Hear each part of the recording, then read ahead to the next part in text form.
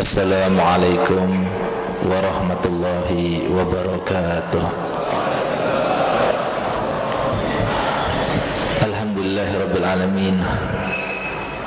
Wassalatu wassalamu ala asyrafil anbiya'i wal mursalin. Sayyidina wa habibina wa syafi'ina wa nuri qulubina Muhammad. Imami rusuli rabbil alamin. Wa ala alihi wa sahbihi ajma'in, amma ba'du. Subhanaka la ilma lana illa ma 'allamtana innaka antal alimul hakim. Rabbi shrah li sadri wa yassir li amri wahlul 'uqdatam min lisani yafqahu qawli. Para habaib, para alim, para masyaikh yang sama-sama kita hormati, kita cintai. Tidak lupa kami ucapkan yang terhormat kepada Ketua Takmir Masjid Jami' Malang Raya beserta semua stafnya yang dimuliakan oleh Allah, yang memang diberikan kenikmatan oleh Allah Subhanahu wa taala untuk menjadi sebagai khadim-khadimnya. Semoga hal ini menjadi sebab mereka semua mendekat kepada Allah, disayang oleh Allah, dicinta oleh Allah, serta dilindungi oleh Allah. Dan semoga kita semua yang hadir juga mendapatkan keberkahan Allah pada malam ini. Amin, amin ya rabbal alamin. Alhamdulillah, tadi kita sama-sama membaca doa yang jikalau kita mengerti arti daripada doa itu, merupakan sesuatu permintaan yang sangat indah, suatu permintaan yang memang karenanya kita tercipta, suatu permintaan yang sekarang ini sudah kita tidak pedulikan. Karena memang sebagaimana dikatakan tadi oleh Ketua Takmir, kita hidup di akhir zaman. Kita hidup di zaman fitnah. Kita hidup di zaman orang baiknya sedikit, orang jahatnya banyak. Kita hidup di zaman orang yang amanat itu sedikit, orang yang berkhianat itu banyak. Kita hidup di zaman orang yang memuliakan Allah dan Rasulnya serta simbol-simbol agamanya sedikit, sedangkan mereka yang memuliakan simbol-simbol musuh Allah sangatlah banyak. Kita hidup di zaman di mana pada zaman ini lebih banyak yang melalaikan Allah daripada yang berzikir kepada Allah. Oleh karenanya sangat pantas kalau kita minta dengan permintaan yang besar, permintaan yang agung kepada zat yang juga agung. Kita minta semoga apa yang kita mintakan tadi, apa yang kita doakan sama-sama di rumahnya Allah Subhanahu wa taala, benar-benar menurunkan rahmatnya kepada kita semua, sehingga kita semua tidak meninggalkan tempat ini, tempat yang mulia ini, kecuali semua dosa kita dikabulkan oleh Allah taala, kecuali semua hajat kita dikabulkan oleh Allah Subhanahu wa taala, semua dosa-dosa kita diampunkan, dan semoga kita semua tercatat sebagai hamba-hambanya yang soleh dan solihah, serta menutup usia kita semua dalam keadaan husnul khatimah. Amin ya rabbal alamin. Ma'asyiral muslimin rahimakumullah. Alhamdulillah, sekarang sudah marak yang namanya menghidupkan malam tahun baru Islam, sudah mulai marak. Semoga kemarakan ini terus berkesinambungan, bukan dilupakan, bukan ditinggalkan. Kita begitu sakitnya hati, begitu memilukan hati tatkala kita melihat anak-anak muda kaum muslimin, remaja-remaja kaum muslimin, ketika mereka menghadapi malam tahun baru Masehi. Sudah kita sama-sama mendengar semuanya, baru Masehi, tapi justru mereka meluapkan kegembiraan yang luar biasa, bergembira dengan sampai keluar batasnya. Tapi begitu kita merayakan malam tahun baru Hijri, yang berarti dimulai tahun itu daripada hijrah Nabi kita Muhammad sallallahu alaihi wasallam, yang setiap kali setiap saat selalu mendoakan anak kita, yang setiap kali setiap saat selalu berdoa sambil menangiskan air mata, yang setiap kali setiap saat selalu beliau mengorbankan bukan hanya nyawanya, hartanya, segala waktunya hanya dikorbankan untuk umatnya Nabi Muhammad sallallahu alaihi wasallam. Tapi lihat bagaimana kita semua melupakannya. Ini tidak lain dan tidak bukan kecuali karena satu hal. Apa itu? Karena kita tidak lagi sudah mengenal syariat agama Islam ini. Karena kita sudah tidak mau lagi atau enggan untuk mempelajari ilmu syariat ini. Karena kita sudah dengan sengajanya kita tidak mau mendengar lagi yang namanya siapa Nabi Muhammad, bagaimana sejarahnya Nabi Muhammad, bagaimana akhlaknya Nabi Muhammad, bagaimana doa Nabi Muhammad untuk umatnya, sudah kita tidak pedulikan lagi. Bagaimana kita tidak katakan demikian? Tatkala ada pengajian-pengajian agama yang kita undang datang ke tempat itu dalam keadaan gratis tanpa membayar, tapi justru yang datang sedikit. Tapi tatkala undangan-undangan setan itu disebarkan di mana-mana, bahkan dengan uang mereka itu mau membayarnya. Ini kan luar biasa. Kenapa demikian? Kenapa kita berbeda dengan di zaman era para sahabat, di zaman era para tabi'in, di zaman era para ulama yang salafun saleh terdahulu? Kenapa demikian? Karena tidak ada lain, karena kita tidak punya ilmunya. Kita semua sudah mengenal, kita semua sudah tahu pepatah yang berkata tak kenal maka tak sayang. Itu pasti. Kenapa dikatakan pepatah itu? Karena setiap manusia itu selalu belajar daripada apa yang dipandangnya, selalu belajar daripada apa yang didengarnya. Bayangkan anak-anak kita para hadirin, setiap hari setiap saat yang didengar adalah televisi, yang dilihat adalah sinetron, yang jelas-jelas kita semuanya tahu dan tidak memungkiri bahwasanya itu adalah hasil daripada konspirasi orang-orang barat. Bagaimana mereka tidak menjadi rusak semacam ini? Kalau dulu belum ada televisi saja, kaum muslimin 10 tahun yang lalu sudah rusak, apalagi zaman sekarang ini. Kita terkagetkan, sakit-sakit hati kita tatkala kira-kira 4 hari lalu kita baca di Jawa Pos itu tercatat dengan hasil riset daripada lembaga BKKBN bahwasanya setiap 100 remaja putri yang ada di kota-kota besar, termasuk di Malang, Surabaya, Bandung, Jogja, apalagi Jakarta, itu tercatat 54 orang sudah tidak perawan lagi. Tanggung jawab siapa? Jangan hanya kesian tatkala meletus itu yang namanya Gunung Merapi. Jangan hanya kita tertegun tatkala melihat adanya tsunami baik yang di Aceh maupun yang di Mentawai. Tidak lain dan tidak bukan itu karena sebab kita sendiri, bukan karena alam sudah bosan, bukan karena salahnya pemerintahnya, bukan karena banyak pembalakan hutan, tidak, sama sekali tidak. Tapi itu cuma sebab, tapi sebab utamanya adalah kita sebagai manusia sudah melupakan kewajiban kita terhadap Allah Subhanahu wa taala. Oleh karenanya pantas jika Allah Subhanahu wa taala mengatakan dalam Al-Qur'an, "Dhaharal fasadu fil barri wal bahri bima kasabat aydin nas." Tampak kerusakan di muka bumi ini, baik di daratan maupun di lautan, itu karena sebab satu hal saja. Apa itu? Ulah manusia itu sendiri, bukan ulah karena menebang hutan, tidak, akan tapi ulah mereka karena mereka sudah tidak taat lagi kepada perintah Allah. Ulah mereka karena mereka sudah tidak taat lagi kepada perintah Nabi Muhammad sallallahu alaihi wasallam. Untuk apa hal itu ditampakkan? Coba lihat bagaimana Allah sangat mulianya kepada kita, sangat kasih sayangnya kepada kita, sehingga pantas jika Allah SWT sudah mengatakan dalam Al-Quran, "Ma farratna fil kitabi min syai'." Aku tidak pernah membiarkan satu hal kecil maupun besar sudah disebutkan dalam Al-Quran. Untuk apa Allah tampakkan hal-hal yang semacam itu?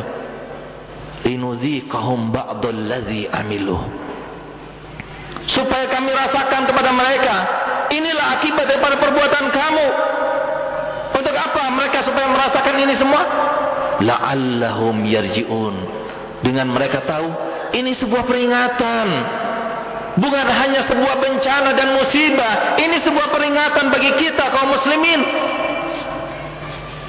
Kalau artinya kalau kita tidak kembali juga kepada Allah, kita tidak bertaubat kepada Allah, tidak kembali ke jalan yang benar, maka niscaya bencana demi bencana akan datang kepada kita secara bertubi-tubi. Wal iyazubillah, tsummal iyazubillah. Siapa yang menyangka, Pak? Beberapa tahun yang lalu kita masih ingat kan? Masih segar dalam ingatan kita bagaimana Malang Raya kedapatan bencana yang berupa banjir bah.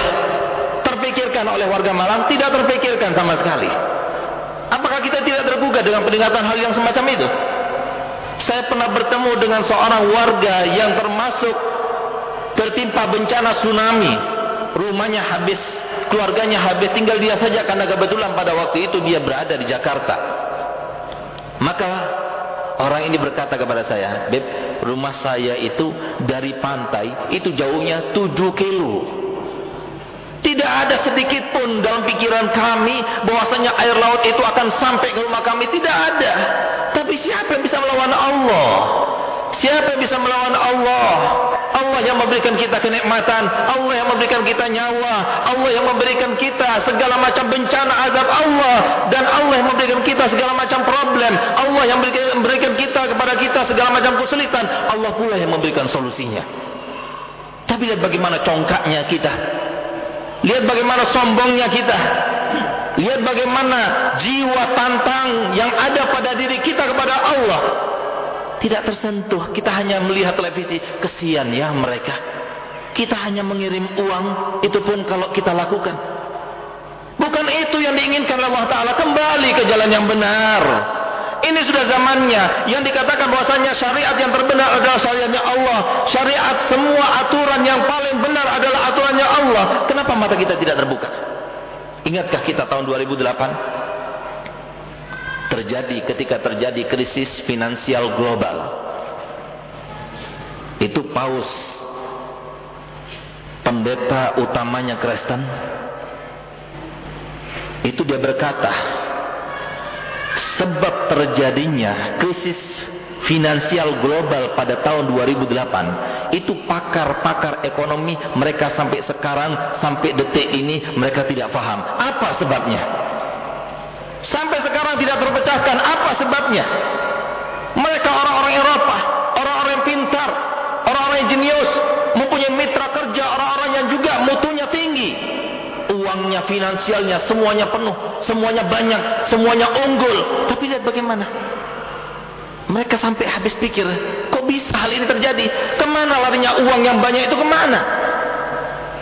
Ternyata setelah diteliti oleh mereka, subhanallah, jawabannya ada di dalam Al-Quran.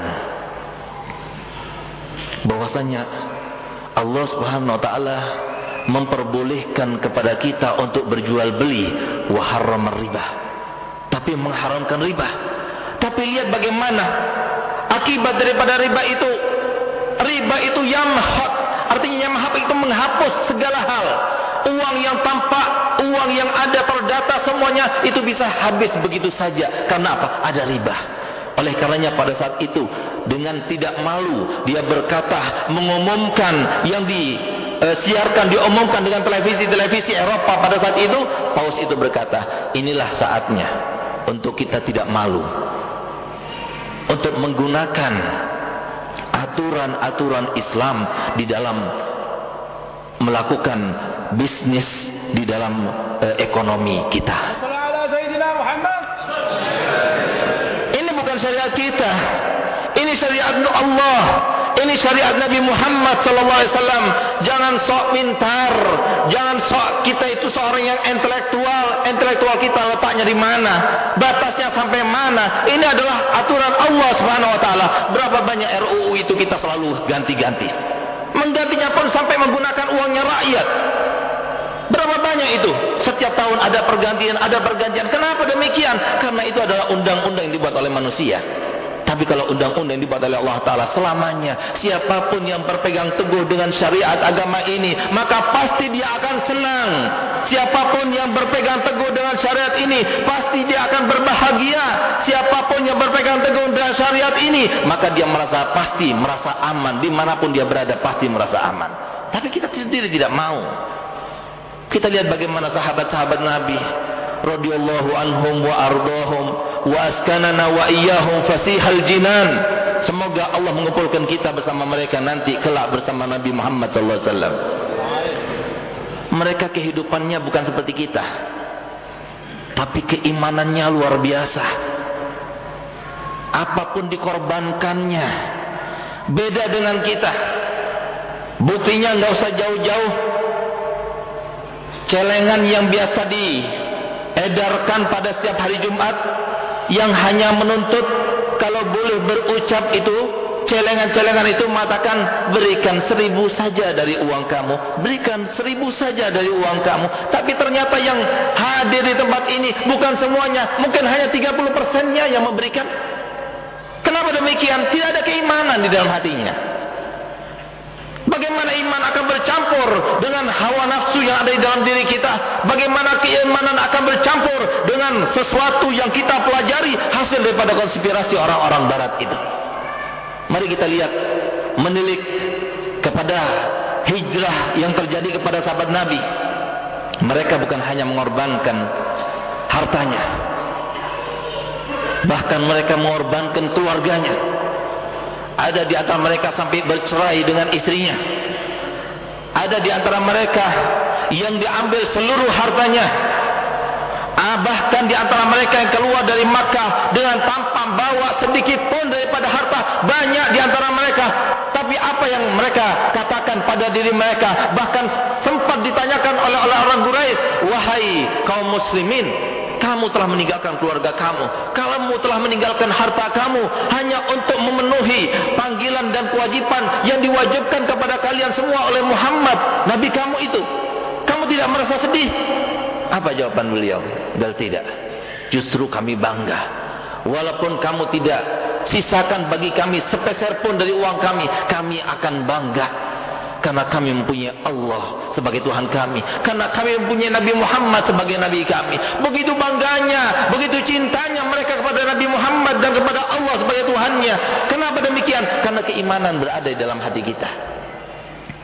Kalau kita yang sekarang ini yang hadir, yang sudah tua-tua, yang paling tidak kita sudah berkeluarga, pas-pasan semacam ini, apa yang terjadi pada kita? Terkadang kita terkecoh dengan godaan setan, hawa nafsu dan sebagainya. Padahal kita dulu masih ingat kan?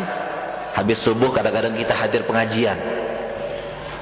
1 minggu itu pasti kita hadir pengajian. Bayangkan para hadirin. Bayangkan para hadirin. Sekarang anak-anak kita itu belajar di sekolah-sekolah umum tersebut tanpa mengenyam sedikit pun daripada sekolah-sekolah agama. Bagaimana kira-kiranya mereka 10 tahun lagi? Pantas kalau sekarang ini sudah umur 14 tahun, 16 tahun sudah banyak yang menjadi WTS. Baca, buka. Jangan kita tidak membuka koran. Baca juga, nggak ada masalah. Supaya kita ambil ibrah, ambil pelajaran. Seminggu lalu di Probolinggo, alhamdulillah bukan di Malang, itu ada seorang anak remaja perempuan, umurnya masih 14 tahun. Dia itu belajarnya bukan di sekolah umum. Saya tidak mengatakan bahwasanya ini adalah sebuah anjuran supaya tidak sekolah umum, tidak. Tapi raihlah gelar setinggi-tingginya, raihlah. Tapi ingat bahwa tujuan kita ini adalah akhirat. Itu semua itu adalah untuk urusan dunia, sedangkan urusan akhirat kita itu adalah agama, ilmu syariat ini. Saya tidak menganjurkan bahwasanya supaya tidak masuk ke dalam sekolah-sekolah umum, tidak. Saya sendiri sampai sekarang saya masih mengejar doktor. Saya sudah baru sebulan lalu saya diangkat dan diresmikan sebagai S2 MHI. Saya bangga dengan hal yang semacam ini karena bisa melebarkan sayap saya untuk berdakwah. Bukan berarti kita tidak belajar kepada di dalam sekolah-sekolah, tidak belajar, tapi jangan lupa ini akhiratnya. Bagaimana mereka bisa mengerjakan sholat kalau mereka tidak belajar bagaimana apa seluk-beluk sholat itu? Bagaimana mereka kita harapkan nanti nak kalau sudah besar aku harapkan menjadi anak yang berbakti kepada saya. Bagaimana dia akan berbakti, dia tidak tahu caranya. Bagaimana kita harapkan nanti di masa yang akan datang dia berguna bagi agamanya, berguna bagi keluarganya, kalau sebelum itu dia sudah terperosok ke dalam narkoba dan lain sebagainya. Kenapa mereka orang beriman itu tidak mau berbuat maksiat? Karena tahu bahwasanya setelah kehidupan ini ada kehidupan. Bukan hanya kehidupan di dunia ini, tapi ada kehidupan setelah kehidupan ini, yaitu kita akan bertemu dengan Allah Subhanahu wa taala, wa huwa ahkamul hakimin. Oleh karena ini adalah salah satu daripada contoh. Dia bukan sekolah di sekolah SMP negeri, tidak, tapi MTS. Ini kan sangat mengkhawatirkan. Bukan di SMP negeri, tapi madrasah di sanawiyah. Pakai jilbab kalau belajar. Artinya sudah islami. Tapi lihat bagaimana perangainya. Suatu waktu dia keluar beserta pacarnya, pergi ke ladang jagung, kemudian dia berbuat di tempat itu, tiba-tiba kepergok sama orang kampung. Waktu kepergok lagi begituan, telanjang bulat semuanya. Dan subhanallah, ini perempuan bawa yang namanya kondom. Dari mana dia belajar kondom? Artinya dari sebelum-sebelumnya sudah banyak pengalaman dengan hal ini. Tidak memilukan hati kita. Kalau semua terjadi kepada anak kita yang perempuan itu bagaimana? Ini adalah seorang wanita remaja yang belajar di MTS. Tanggung jawab siapa? Oleh karenanya para hadirin, jangan sampai kita terkecoh kepada bisikan setan, godaan setan yang memang Allah SWT sudah mengutarakan dalam Al-Quran. Inna syaitana ya'idukumul faqrah. Camkan baik-baik ucapan Allah SWT, firman Allah SWT ini. Sesungguhnya setan selalu mewanti-wanti kalian dengan kefakiran.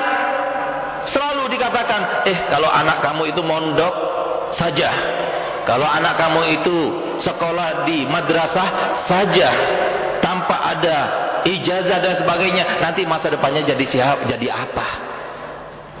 Ini kan sudah kita terkecoh semua. Berarti ini setannya sudah berhasil. Inna syaitana ya'idukumul faqra. Sungguh yang namanya setan selalu menjanji-janjikan kalian dengan kefakiran. Awas loh, kamu nanti jadi fakir. Awas loh, kamu nanti jadi fakir. Masa depan kamu nanti bagaimana? Saya jadi teringat salah satu anak didik kami, yang terkadang kita seharusnya mengambil suatu ibrah, pelajaran dari siapapun juga, walaupun dia anak kecil. Ini ada salah satu anak didik kami, umurnya masih 8 tahun. Dia rumahnya di Jawa Tengah, tapi punya nenek di Jakarta. Neneknya orang kaya. Pada waktu bulan Maulid, dia pulang ke Jakarta. Akhirnya neneknya bertanya, "Cuk, kamu belajarnya di mana?" "Saya belajarnya di pesantren." "Loh, kok di pesantren? Nanti kalau besar kamu jadi apa? Masa depan kamu bagaimana?" Tapi lihat subhanallah jawaban daripada anak yang berumur 8 tahun ini. Ini anak umur 8 tahun. Tapi lihat bagaimana Allah mengeluarkan hikmah dari mulutnya. Apa kata beliau? "Nek, itu restoran punya nenek?" "Iya." "Hotel itu punya nenek?" "Iya." "Itu hasil jerih payah nenek atau itu dari warisan dari kakek?" "Gal tidak, itu hasil jerih payah nenek itu." "Terus nenek dulu lulusan apa?" Subhanallah, saat itu dia teringat. Dia katakan, "Iya ya, SR saja saya tidak lulus dulu." Coba lihat, kok mau kita dibodoh-bodohin? Oleh karenanya kalau memang benar apa yang dikatakan oleh setan itu, maka kita katakan juga, sebenarnya kalau kita melihat kepada masa depan, maka kita harus tahu masa depan kita itu ada 3 hal. Supaya kita paham, terkadang kita itu terkecoh. Bayangkan Pak, kalau seumpama benar apa yang dikatakan oleh setan, oleh iblis itu dan kroni-kroninya, berapa sih yang kita keluarkan, investasikan untuk anak itu sampai menjadi S1 atau S2? S1 saja. Itu tidak kurang dan tidak lebih dari uang sakunya, uang bayarnya, sekolahnya, walaupun sudah ada bos sekarang ini, itu kira-kira 30 juta kira-kira. Uang sakunya, uang sekolahnya, uang semesternya, sampai dia mendapatkan gelar S1, itu 30 juta. Tapi lihat apa kenyataannya Pak.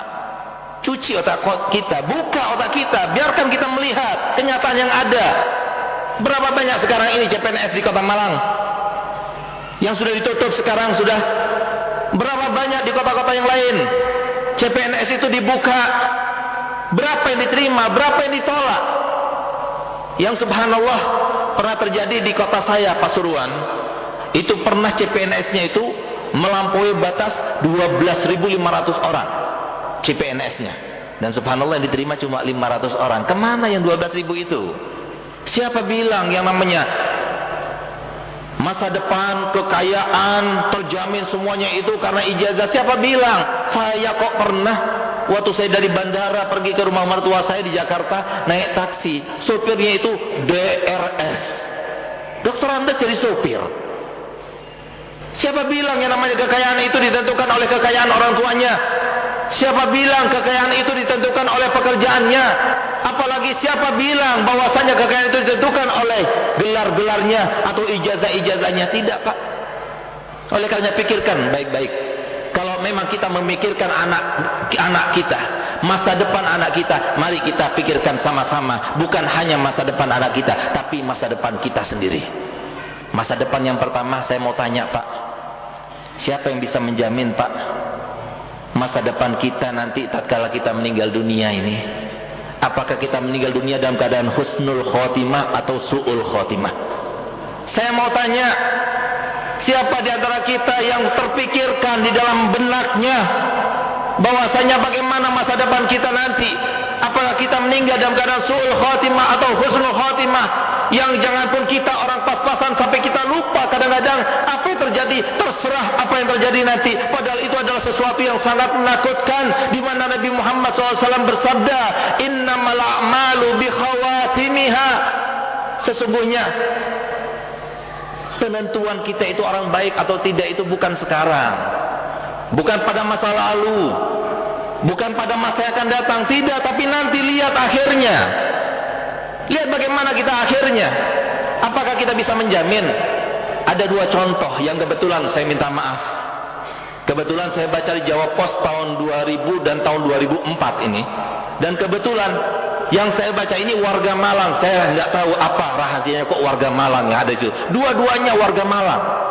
Saya tidak menakut-nakuti, tapi hanya saya membaca sesuai dengan fakta. Yang pertama, tahun 2000 itu saya baca di sekelumit Jopos, itu sebutkan ada seorang kakek-kakek, umurnya sudah 72 tahun. Dia meninggal di lokalisasi WTS tepat ketika dia berada di atas perut si WTS tersebut. Siapa yang bisa menjamin? Kita yang semacam ini, siapa yang bisa menjamin? Sayyidina Abu Bakar Siddiq selalu menangis, Sayyidina Umar bin Khattab selalu menangis, para sahabat Nabi yang begitu dekatnya dengan Nabi Muhammad, yang banyak keimanan, penuh dengan keimanan, justru bukan tambah merasa aman, justru mereka tambah merasa takut kepada Allah Subhanahu wa taala. Mereka itu sahabat yang 10 sudah dijamin dengan masuk surga oleh Nabi Muhammad, tapi justru sahabat yang 10 orang yang paling takut, sahabat yang paling takut kepada Allah, merekalah. Sayyidina Muhammad pernah bersabda, Abu Bakar fil jannah, Umar fil jannah, Utsman fil jannah, Ali bin Abi Thalib fil jannah, Sa'id bin Zaid fil jannah. 10 orang semua disebutkan dalam satu hadis. Tapi lihat bagaimana di antara sahabat Nabi yang paling takut adalah mereka 10 orang itu. Sehingga kalau Sayyidina Abu Bakar Siddiq, apa yang bisa kita ambil pelajaran dari beliau? Sedikit saja. Ambil salah satu contoh yang mungkin bisa kita tiru bersama-sama daripada Sayyidina Abu Bakar As-Siddiq radhiyallahu anhu warḍah waskanahu wa iyyakum fatihal jinan, di mana beliau itu setiap saat dari zamannya Nabi Muhammad masih hidup, beliau selalu mengambil 3 kerikil batu taruh di mulutnya. 3 kerikil batu selalu taruh mulutnya, tidak pernah dikeluarkan dari mulutnya kecuali ketika akan tidur, kecuali ketika akan makan, kecuali ketika akan berbicara, dan itu pun harus diseleksi oleh beliau. Kalau bicaranya itu penting baru dikeluarkan, setelah berbicara langsung dimasukkan ke dalamnya. Kenapa beliau demikian? Mungkin kalau ada orang semacam ini di zaman sekarang ini, maka dikatakan, oh ini orang gila. Pantas kalau Nabi Muhammad SAW nanti beliau bersabda, nanti di akhir zaman tidak dikatakan sebagai orang yang baik di sisi Allah, kecuali para manusia itu mengatakan, ini orang gila, ini orang gila. Biarkan kita dikatakan orang gila, biarkan kita dikatakan orang kampungan, biarkan dikatakan orang desa, biarkan, yang penting kita diridhoi oleh Allah dan Rasulnya. Kita hanya sementara 63 tahun di dunia, kemudian kita akan korbankan akhirat kita yang selama-lamanya, yang dimana diantara kenikmatannya berjumpa dengan Allah Subhanahu Wa Taala dan berjumpa dengan Nabi kita Muhammad SAW. Kita akan korbankan semua itu dalam hanya waktu 63 tahun. Waliyadzubillah, semaliyadzubillah. Pantas jika beliau sebagaimana dikatakan oleh istri-istri beliau, Sayyidina Abu Bakar As-Siddiq,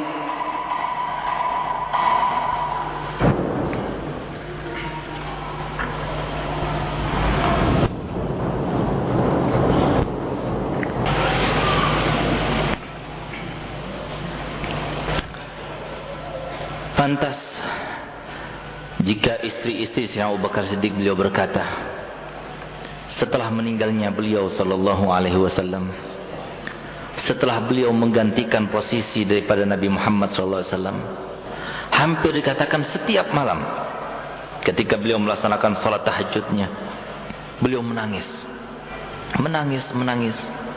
sambil membenamkan kepalanya di antara kedua kakinya, dan beliau berkata, wa syauqa ila Rasulillah, alangkah rindunya aku kepada Nabi Muhammad, alangkah rindunya aku kepada Rasulullah sallallahu alaihi wasallam. Hampir dikatakan setiap malam. Yang menjadi pikiran beliau itu adalah bagaimana berjumpa dengan Nabi lagi, bagaimana tidak melakukan sesuatu yang sampai akan dipisahkan antara dirinya dengan Nabi Muhammad sallallahu alaihi wasallam. Kita lihat bagaimana Sayyidina Umar bin Khattab, hingga di ujung matanya itu sampai ke bawah itu ada tanda yang tidak bisa dihilangkan, begini nanti tidak bisa dihilangkan, agak ke dalam. Kenapa? Dari saking banyaknya menangis kepada Allah Subhanahu wa taala. Ini beliau yang setelah menjadi khalifah, tapi beliau dengan kesederhanaannya tidur di bawah, sehingga tatkala datang utusan-utusan daripada kabilah-kabilah Arab, maka di saat itulah kebetulan beliau baru bangun tidur, sehingga tampak pada badannya itu bekas-bekas daripada tempat tidurnya yang sangat tidak layak untuk seorang khalifah. Sehingga apa? Gelia Sayyidina Umar, kamu tidur di tempat yang semacam ini. Ya Sayyidina Umar, kamu pakai baju-baju yang penuh dengan tambalan ini. Apa jawabannya Sayyidina Umar? Sambil tersenyum beliau berkata, nahnu qaumun a'azzanallah bil Islam, faman talabal izzata bighairi Islam azallahullah. Kami ini adalah satu kaum yang menjadi mulia seperti sekarang ini bukan karena harta, tidak, tapi karena agama Islam. Karena berpegang teguh dengan agama Islam, maka siapapun yang mencari kemuliaan, kehormatan bukan dengan melalui Islam, maka pasti orang itu akan dihinakan oleh Allah Subhanahu wa taala. Sehingga pada saat itu, ketika beliau sedang bertemu dengan para tetamu yang mulia pada saat itu, timbul perasaan, lintasan di dalam hati, oh, aku dulu dari Bani Taim, termasuk daripada kabilah Quraisy yang sangat rendah. Mereka ini yang ada di depanku ini adalah orang-orang yang besar. Subhanallah, aku sekarang berada di depan mereka, sementara mereka berada di depan aku dalam keadaan tertunduk kepalanya. Coba lihat, lintasan yang biasa, dia bersyukur pada Allah SWT. Tapi begitu tampak lintasan tersebut, maka ditinggalkannya para tetamu-tetamu yang mulia itu. Apa yang dia lakukan? Dia pergi ke rumahnya seorang janda, kemudian dia mengambil tempatnya air, tempatnya air itu, kemudian dipikulnya. Dia isi dengan air, dimasukkan lagi ke dalam rumahnya. Sehingga semua masyarakat merasa heran, Amirul Mukminin, ini raja sebagai pengganti Nabi Muhammad, tapi dia rela membawa satu kendi yang besar di atas pundaknya. Apa katanya beliau? Ini adalah sebuah kafarah supaya hawa nafsu aku tidak merajalela, supaya tetap Umar yang tadi seperti Umar yang tadi, bukan seperti Umar yang sekarang ini. Umar yang paling rendahnya orang, Umar paling jeleknya orang, Umar yang paling tidak dihargai oleh Allah SWT. Ini adalah Umar. Dikatakan itu di depan orang semuanya. Mujahadah, melawan hawa nafsunya, mujahadah untuk membersihkan hatinya. Coba di antara kita ada yang semacam itu.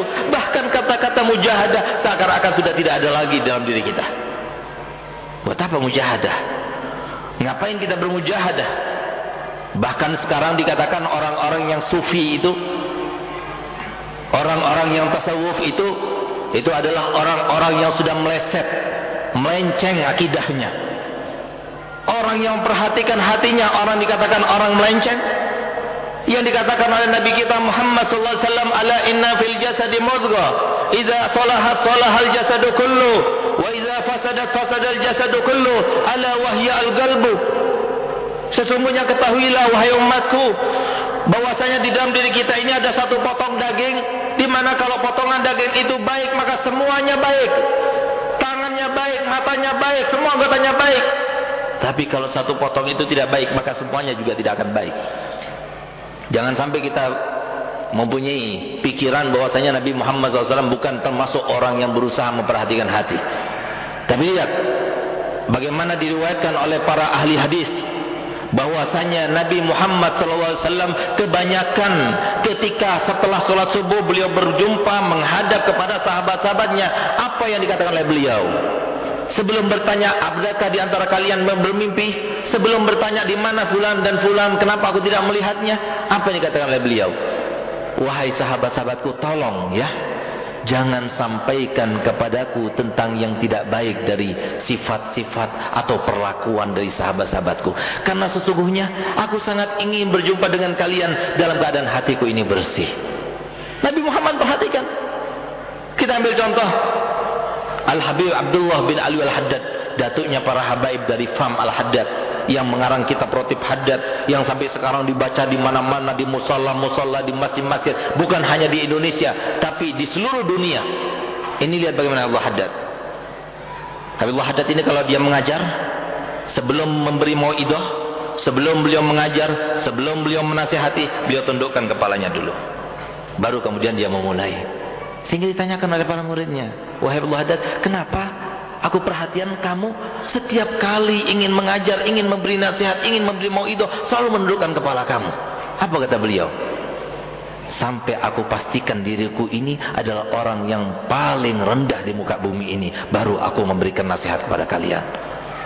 Coba sekarang ini, sombongnya luar biasa, bahkan kesombongan, keintelektualannya itu sampai seakan-akan mengalahkan. Ini salah, Quran itu salah.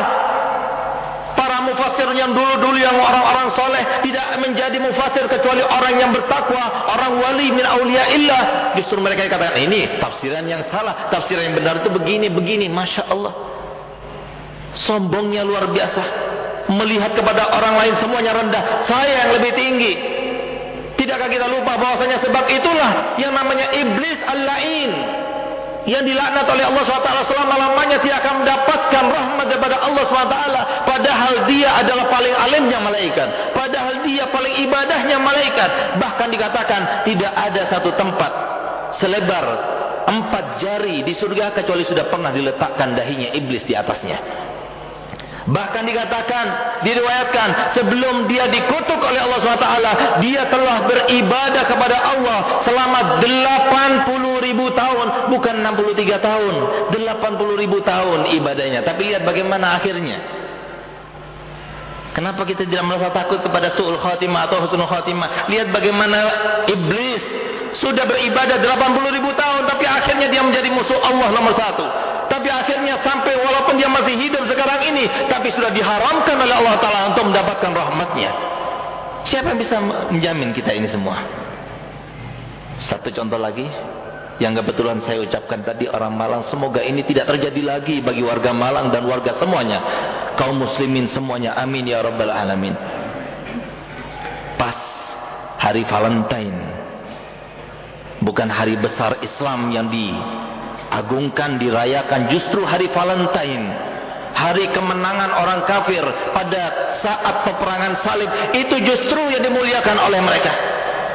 Ini orang kakek-kakek nggak tahu diri, memang sih umurnya baru 58 tahun, tapi sudah punya istri cucu, sudah punya anak cucu.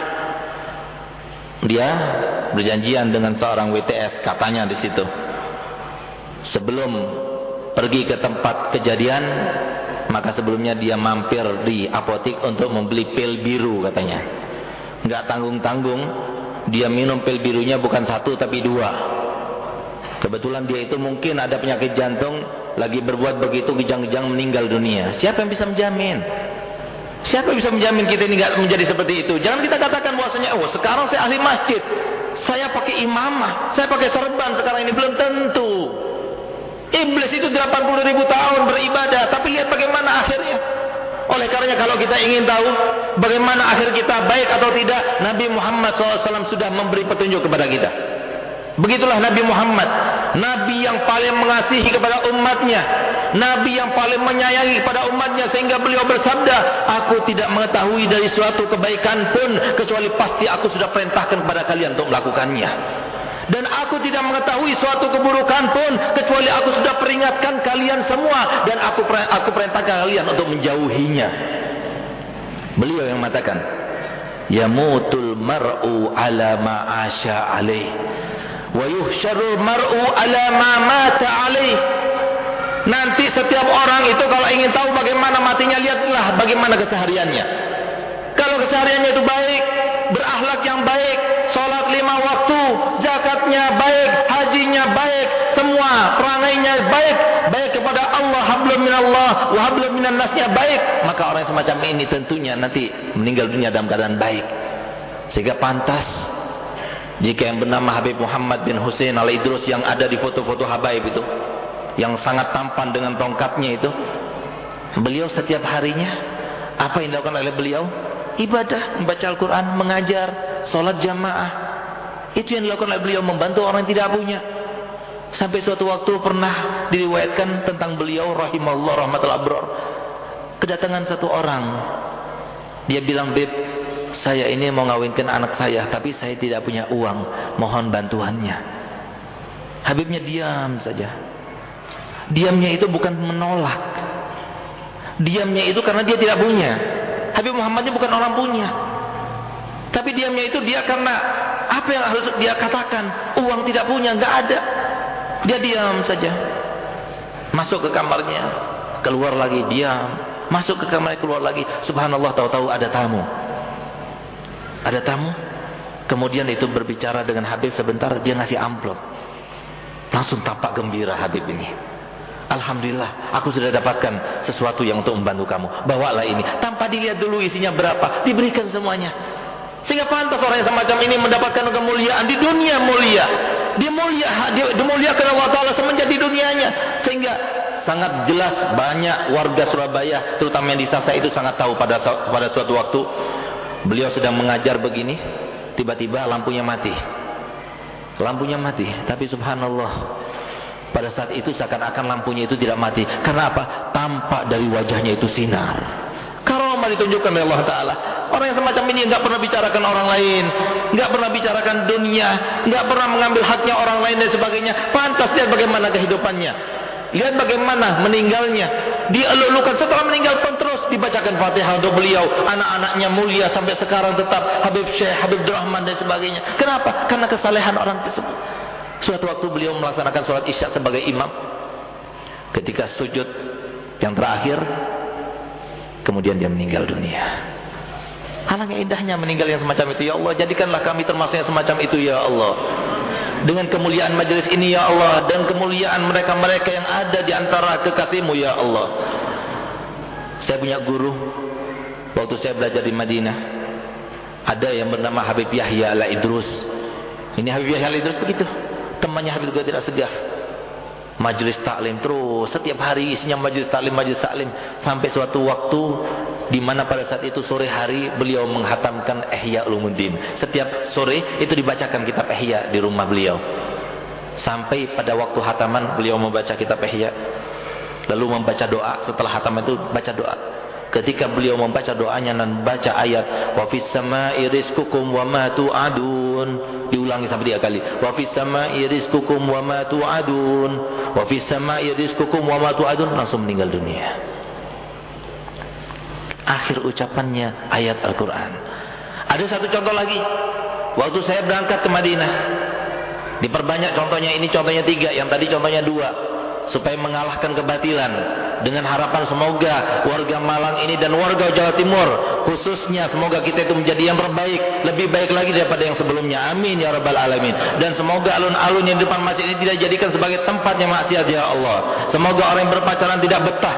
Semoga yang berpacaran di masjid ini, di depan masjid ini jadi kesurupan insyaallah. Kalau bisa kesurupan dengan mak lampir. Amin ya rabbal alamin. Itu apa yang terjadi? Saya punya teman, dia itu sudah menjadi takmir musolah di samping rubat kami itu 40 tahun lamanya. Semoga yang terjadi kepada beliau takmir masjid di masjid ini juga bernasib seperti beliau ini. Tapi lihat bagaimana perkataan beliau. Hampir dikatakan semenjak 20 tahun lalu, hampir dikatakan kepada jamaah yang sering sholat sama dia, apa dikatakan? Ketahuilah, sa'adati wa hanai fi sholati subhi jama'atan. Ketahuilah wahai teman-temanku, ketahuilah wahai jamaah, bahwasanya kesenanganku, kebahagiaanku jika aku bisa melaksanakan sholat subuh bersama-sama dengan kalian dengan cara jamaah, aku merasakan nikmat luar biasa. Beda kan orang beriman dengan kita ini? Kita bahagianya kalau sudah dapat uang berlimpah-limpah, alhamdulillah. Baca alhamdulillah ketika mendapat uang, tapi habis sholat nggak ada di antara kita yang mengatakan alhamdulillah sudah sholat. Beda dengan orang semacam ini. Selalu dia ucapkan sampai pada waktunya. Setelah sholat subuh berjamaah, tiba-tiba imam ini menghadap kepada para jamaah. Lalu beliau berkata, demi Allah, hingga kini, sampai sekarang ini, yang aku rasakan adalah anna sa'adati wa hanai fi sholati subhi jama'atan. Sampai sekarang ini aku rasakan yang namanya kebahagiaanku, kesenanganku kalau aku bisa melaksanakan sholat subuh bersama kalian dengan cara jamaah, itulah kesenanganku. Dan wahai jamaah, teman-temanku, saudaraku, saya minta maaf jika ada salah, karena sebentar lagi saya akan bertemu dengan kepada Allah, saya akan menghadap kepada Allah.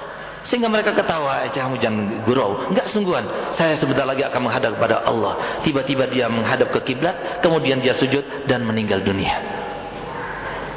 Alangkah indahnya. Ini yang dikatakan orang sukses. Ini sesuai dengan pandangan Allah Subhanahu wa taala. Faman zuhzi'a 'anil nari wa udkhilal jannata faqad faz. Mereka yang diselamatkan daripada api neraka lalu dimasukkan ke dalam surga, itulah orang sukses.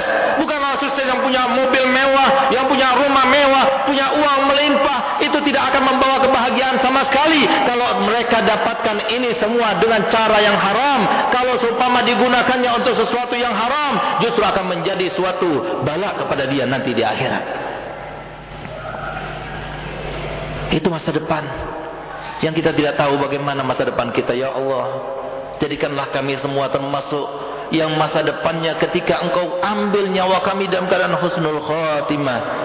Ya Allah, bihai Allah bihusnul khatimah, amin ya rabbal alamin.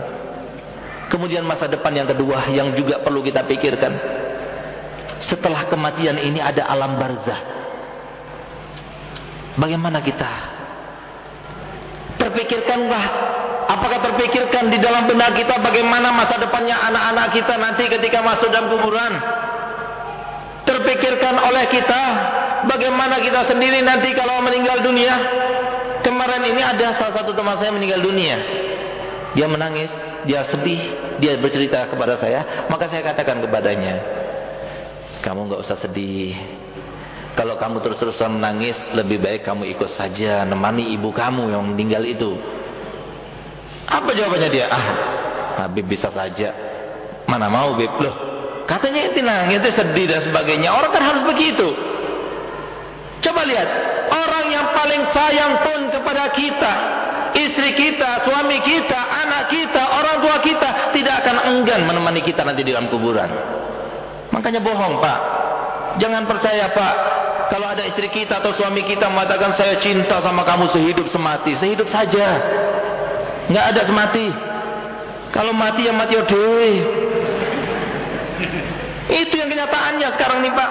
Masalahnya adalah kita meninggal sendiri, dimasukkan dalam kuburan sendiri, kemudian kita akan menjawab pertanyaan mungkar nakir sendiri, dan kita juga akan dibangkitkan entah bersama siapa. Padahal Nabi SAW mengatakan wa yuhsyarul mar'u ma'aman ahab, dan nanti orang-orang itu akan dibangkitkan bersama siapa yang dia suka. Nauzubillah. Semoga kita sukanya para ulama, semoga kita sukanya para habaib, semoga kita sukanya Nabi Muhammad dan sahabat-sahabat Nabi Muhammad, bukan sukanya televisi, bukan sinetron, bukan mereka-mereka orang yang jauh daripada Allah dan Rasulnya. Ya Allah, siapa yang bisa menjamin? Padahal Nabi Muhammad SAW bersabda, biar kita tahu sedikit pengalaman yang diceritakan oleh Nabi Muhammad kepada kita semua di dalam hadisnya, di mana beliau berkata, ketika beliau mengantar seorang jenazah lalu mengebumikannya, sahabat-sahabat berada di sekelilingnya, beliau berkata, takutlah kalian kepada yang akan terjadi di alam barzah.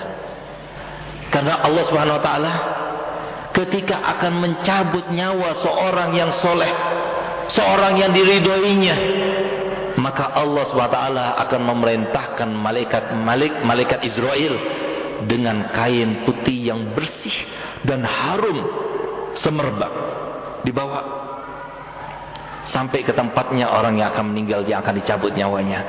Kemudian Allah SWT melalui malaikat Israelnya itu mencabut nyawanya seperti kalian mengambil rambut yang ada di dalam adonan. Gampang sekali, nikmat, dan dia senang. Begitulah kata Nabi Muhammad, man ahabba liqa Allah ahabba Allah liqa'ahu, wa man akraha liqa Allah akraha Allah liqa'ahu. Siapa yang senang bertemu dengan Allah, maka Allah juga akan senang bertemu dengannya. Dan barang siapa yang benci atau takut bertemu dengan Allah, Allah juga tidak mau bertemu dengannya. Sayyidatuna Aisyah berkata, ya Rasulullah, siapa di antara kita yang tidak suka kematian? Siapa di antara kita yang suka kepada kematian? Pasti di antara kita tidak suka kepada kematian. Tapi apa jawabannya Nabi Muhammad? Tidak demikian wahai Aisyah. Kalau seorang yang soleh itu akan meninggal dunia, maka ditampakkan segala rahmatnya Allah kepadanya, surganya, semua apa yang akan diberikan oleh Allah Ta'ala daripada kenikmatan-kenikmatan ditampakkan. Sehingga pada saat itu dia berkata, cabutlah ya Allah sekarang, cabutlah ya Allah sekarang. Orang yang semacam itu, kata Nabi Muhammad, Allah juga akan rindu untuk bertemu dengannya. Ya Allah, semoga kita semua yang hadir di tempat ini dan semua warga Jawa Timur, warga semuanya, kaum muslimin semuanya di atas dunia, ya Allah, jadikanlah kami termasuk yang meninggal semacam itu, ya Allah. Tapi sebaliknya, seperti mereka-mereka meninggal dalam keadaan su'ul khotimah, sebelum dia meninggal ditampakkan nerakanya, azabnya, kesengsaraannya, sehingga pada saat itulah dia takut. Dia tidak mau bertemu dengan Allah, mau dicabut nyawanya, dia tidak mau. Sehingga kebanyakan orang yang meninggal semacam itu, matanya itu melotot. Kenapa demikian? Karena dia tidak mau. Dia takut kepada Allah SWT, sehingga Allah juga benci untuk bertemu dengannya. Akhirnya setelah diambil nyawanya, dibawa oleh malaikat tersebut ke langit. Begitu masuk langit yang pertama, dikata, siapa di luar sana? Apa yang kamu bawa? Sangat harum baunya. Gal, aku bawa ruh daripada seorang yang soleh. Dibukakan, diantarkan oleh malaikat semuanya sampai ke langit kedua, langit ketiga, sampai kepada Allah SWT. Maka di saat itulah Allah Ta'ala mengatakan, kembalikan hambaku ini ke tempat kuburannya, karena dia adalah seorang yang aku ridhoi.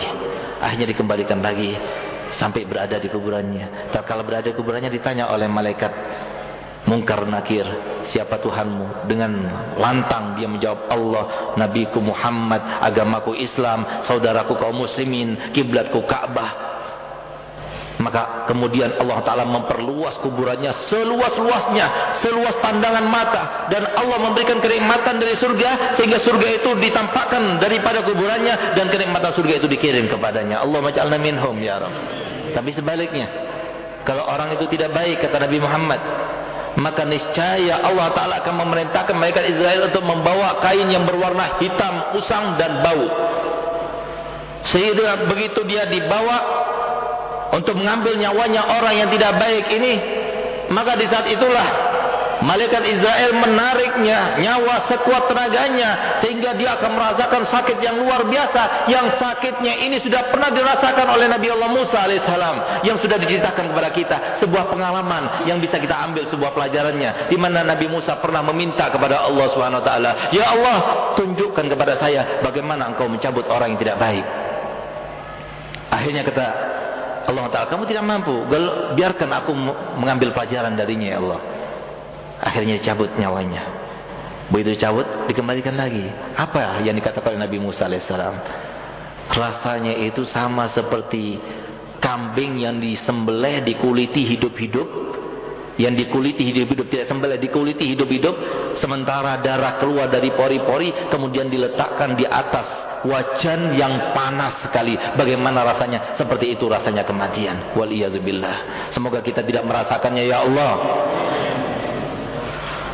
Kemudian masa depan yang akhir adalah kita nanti di mana? Siapa yang bisa menjamin kita ini ahli surga? Nabi sudah tidak ada. Siapa yang bisa menjamin kita ini termasuk ahli surga? Untung kalau istri. Tidak ada jaminan seorang selama masih hidup untuk masuk surga kecuali seorang wanita. Kadang-kadang kita sebagai laki-laki iri loh pada perempuan. Perempuan di dunia bisa dijamin untuk masuk surga. Kita nggak ada jaminan. Walaupun kita berbakti kepada orang tua, walaupun kita jihad fisabilillah, belum tentu kita dapat jaminan masuk surga. Tapi kalau perempuan bisa dapat jaminan masuk surga.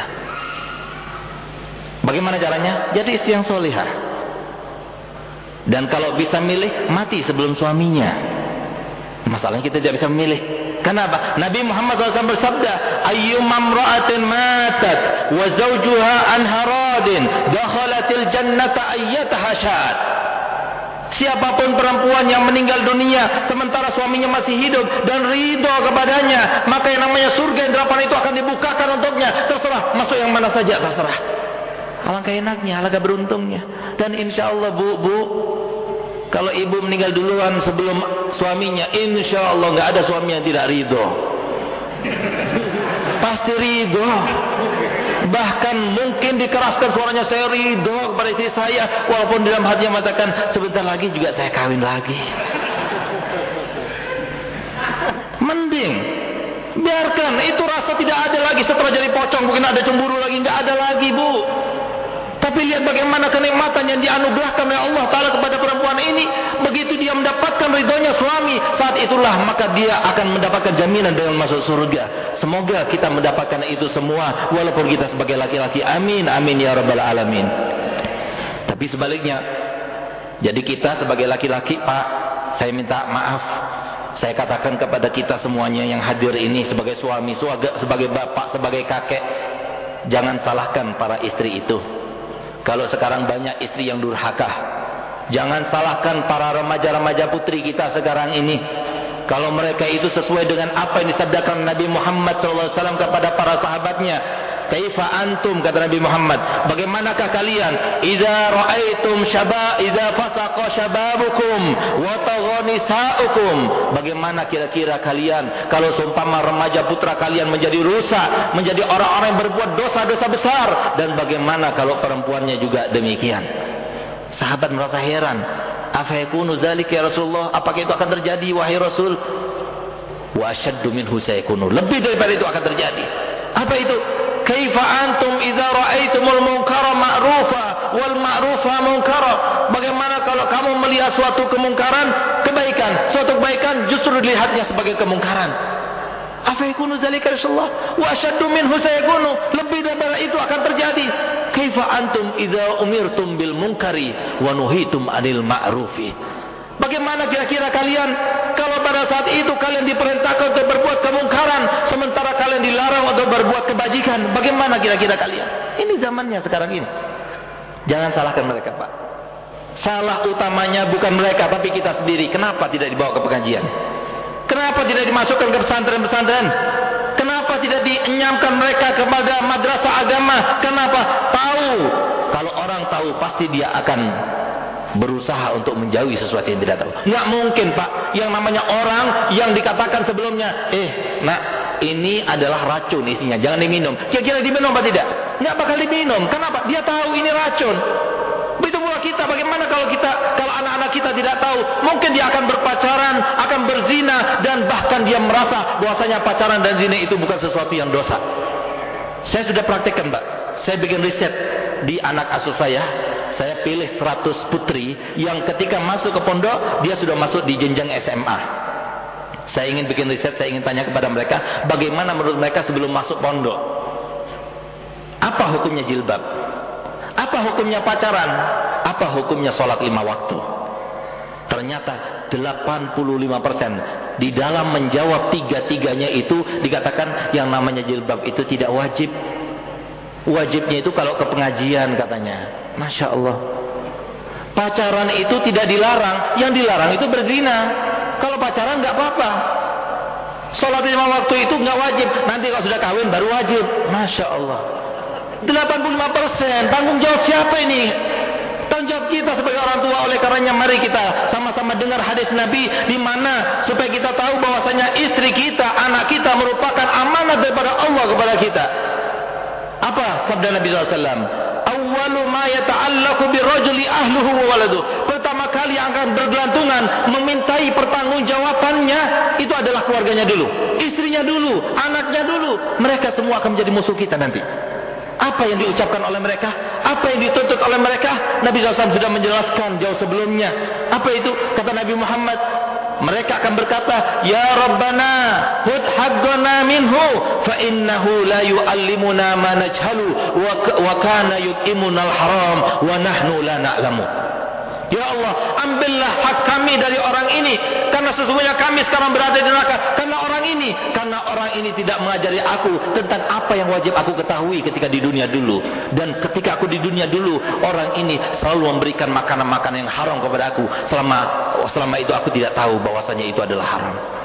Oleh karenanya mari pada malam yang mulia ini, di rumah yang mulia ini, di antara orang-orang yang mulia ini, mari kita sama-sama berdoa kepada Allah Ta'ala, bermunajah kepada Allah Ta'ala, meminta kepada Allah Ta'ala, ya Allah, wahai Tuhan kami, pandanglah kami dengan kekasih, dengan rasa rahmat-Mu ya Allah, dengan rasa kasih sayang-Mu ya Allah. Ya Allah, kami adalah hamba yang banyak berdosa ya Allah, sangat jauh daripada syariat kekasih Muhammad SAW ya Allah.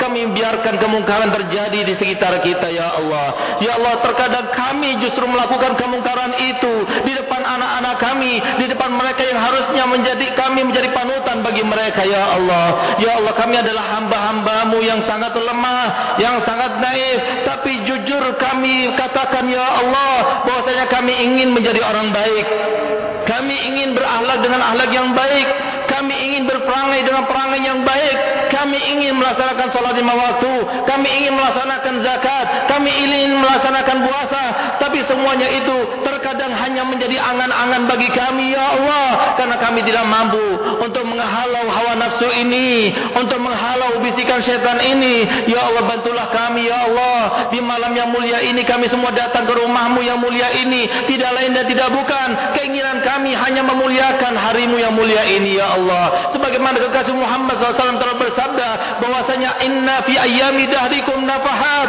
ala fata'arradu laha. Sesungguhnya pada masa-masa kalian, pada siang-siang kalian, pada malam-malam kalian, ada masa-masa lebih banyak Allah menurunkan rahmatnya. Ya Allah, kami yakini malam ini Engkau lebih banyak menurunkan rahmat-Mu kepada kami semua ya Allah. Ya Allah, rahmatilah kami semua ya Allah. Ampunkan segala macam dosa kami ya Allah, baik yang besar maupun yang kecil ya Allah. Putihkan segala macam amal dosa kami ya Allah, sehingga lembaran kami lihat dalam keadaan putih bersih ya Allah. Dan ketika menghadap kepada Kamu dalam keadaan putih bersih ya Allah.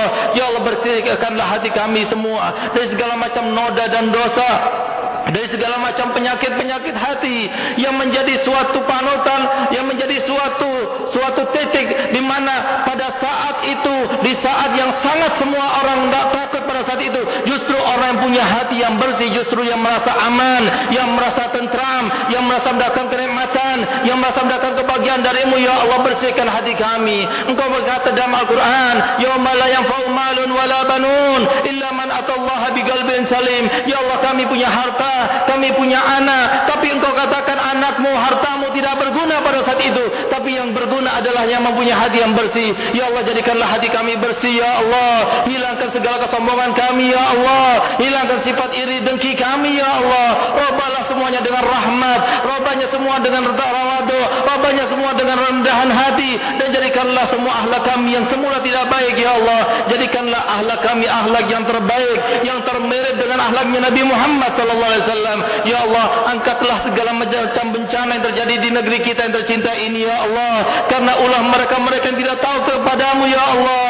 Pasti yang namanya kekasih-Mu tetap ada di antara kami. Berkat kekasih-Mu yang ada di muka bumi, yang ada di sekitar kami ya Allah, kami minta angkat segala macam bencana ini ya Allah, angkat segala macam penderitaan ini ya Allah. Tumbuhkanlah di dalam hati kami masing-masing keimanan kepada-Mu, tumbuhkanlah di dalam hati kami masing-masing keimanan, cahaya keimanan, sehingga dengan cahaya keimanan kami sangat yakin bahwasanya yang namanya dunia adalah sesuatu yang ditetapkan, tidak akan kemana-mana mana sesuai dengan apa yang disabdakan oleh kekasih Muhammad SAW, bahwasanya telah berbisik di telinga kami malaikat Jibril, dan dia berkata bahwasanya tidak akan meninggal satu orang pun di dunia ini kecuali pasti sudah genap sudah ajalnya, sudah genap sudah rezekinya. Ya Allah, jadikanlah kami termasuk yang meyakini ya Allah, sehingga kami tidak melakukan hal ini dan hal itu yang menjadi kemurkaan bagimu ya Allah. Rabbana atina fid dunya hasanah wa fil akhirati hasanah wa qina azabannar. Wa sallallahu ala sayyidina Muhammadin wa ala alihi wasallam walhamdulillahi rabbil alamin.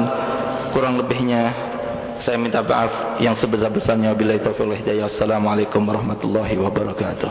Waalaikumsalam warahmatullahi wabarakatuh.